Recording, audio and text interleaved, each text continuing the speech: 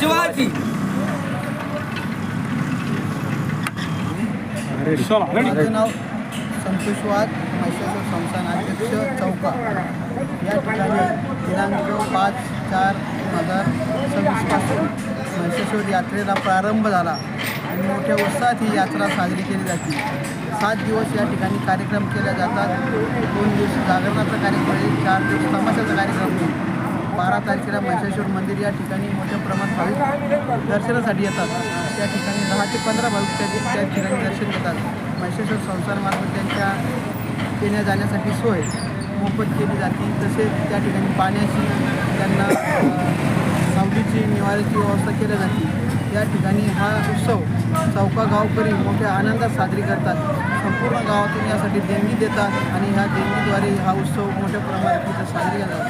त्यानिमित्त परिसरात राहणारे जे व्यावसायिक असन किंवा ज्यांच्या मुली बाहेरगावी असतात, जे नोकरीनिमित्त बाहेरगावी जातात, ते सर्वजण या ठिकाणी येतात आणि या उत्सवाचा मोठ्या प्रमाणे आनंद घेतात. म्हणून ही पारंपरिक पद्धत चाललेली यात्रा सर्वजण आवर्जून या यात्रेची वाट बघत असतात.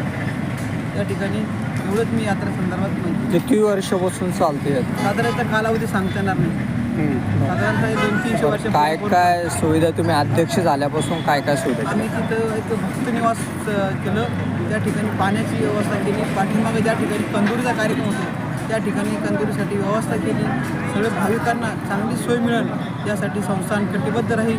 त्या ठिकाणी त्यांना जे काही कोणत्याही गैरसोय होणार नाही यासाठी सर्व संस्थानाचे कर्मचारी असन किंवा आमचे ट्रस्टी असन सर्व त्या ठिकाणी मेहनत घेतात. कुस्तीची दंगल पण आयोजित केली. कुस्तीची दंगल पण 13 तारखेला आयोजित केलेली आहे. बाहेर राज्यातून काही मल्ले येतात. त्या मल्ल्याची सुद्धा आम्ही आल्यानंतर त्यांचे जे असन ते बक्षीस देऊन त्यांचे हार तुळे देऊन सत्कार करून त्या मल्ल्याचं सुद्धा या ठिकाणी स्वागत करतात. जेणेकरून तरुणांना प्रेरणा मिळेल यासाठी ही कुस्ती दंगल आपण आयोजित करतो. जागरणाचा पण सुद्धा कार्यक्रम असतो. त्यानिमित्तानं धार्मिक भावना असतात. लोकांच्या जागरणांना ऐकण्यासाठी महिला मंडळ येतात. त्यासाठी त्या जागरणाचा सुद्धा कार्यक्रम आयोजित केलेला असतो. कुठून भाविक येतात? या ठिकाणी अख्खं महाराष्ट्रातून भाविक येतात. ज्या ज्या ठिकाणी माहिती जाती, कारण हा जागृत देवस्थान आहे.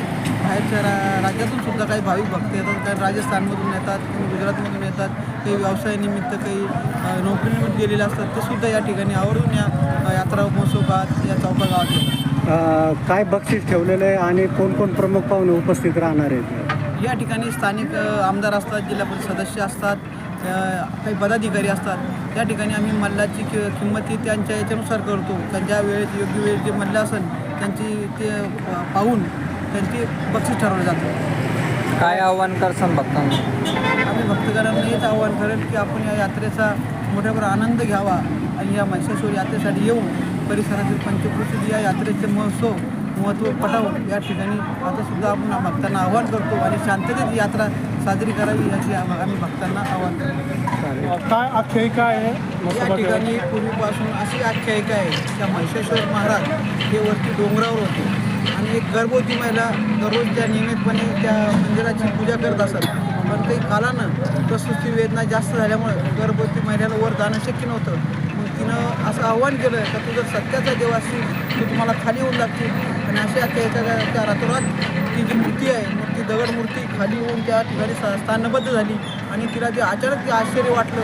म्हणून त्या काळापासून ते अशी आख्यायिका आहे की हे सत्याचं आणि जागृत देवस्थान आहे असे त्या पूर्वीच्या काळापासून ही आख्यायिका चालत आलेली.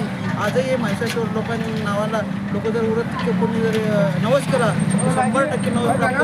जळगावहून असेल, खानदेशीहून असेल किंवा बाहेर राज्यातून भाविक येतात. त्या ठिकाणी आपला कंदूरचा कार्यक्रम करतात किंवा भंडाराचा कार्यक्रम करतात. रस्त्याने जाताना कोणी एखादा अपघाती पेशंट घेऊन जात असताना महिषासुराला म्हणतात देवा आमच्या पेशंटला वाचू दे, जीवदान दे. ते जर गेलं तर नक्कीच दवाखान्यात त्याला यश मिळतं आणि त्यांची जी मनोकामना पूर्ण करते. त्यानिमित्त काही नवस करतात आणि ते नवस फेडण्यासाठी भाविक भक्त या मंदिरावर येतात. आजही लोक गाडी थांबून दर्शन घेतात. काय सांगतात? आजही लोक, कारण त्याचं श्रद्धा आहे, आजही लोक त्या घाटात गाडी थांबवून त्या मूर्तीचं दर्शन घेतात आणि तिथं थोडं निसर्गरम्य वातावरण असल्यामुळे शांत होतात आणि जाण्याचा येण्याचा जो ताण असतो त्या मूर्तीकडे बघितल्यावर तिथं त्यांचा ताण कमी होतो. म्हणून आजही त्या ठिकाणी लोक येऊन थांबतात आणि तिथं दर्शन घेऊन जातात.